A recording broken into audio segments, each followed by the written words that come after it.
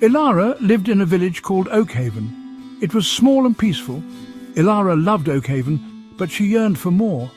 She dreamt of faraway lands and thrilling adventures. From a young age, Elara was drawn to maps. She loved their intricate lines and the promise of unknown places. She would trace her fingers over the faded parchment, imagining the landscapes they depicted. Elara spent hours in the village library. She devoured books about explorers and their discoveries. She learned about distant cultures and forgotten civilizations.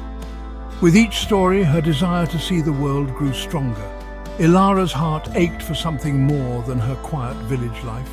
Elara knew she couldn't ignore her adventurous spirit forever. She was destined to explore, to chart her own course.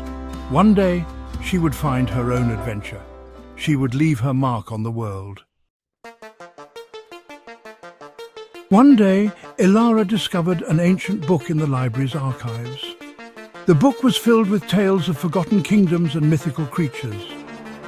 As she turned the brittle pages, a small folded piece of parchment slipped out.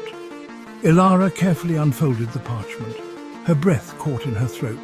It was a map, but unlike any she had ever seen before. It was old, the lines faded and the edges frayed. The map depicted a place called Lumoora. Elara had heard whispers of Lumoora. Legends spoke of a hidden city filled with unimaginable wonders. It was said to be a place of powerful magic, lost to time. Lumoora called to Elara. She felt it deep within her heart.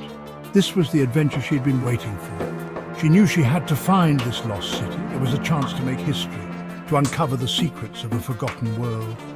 Elara was determined to find Lumoora, no matter the cost. Elara knew the journey wouldn't be easy.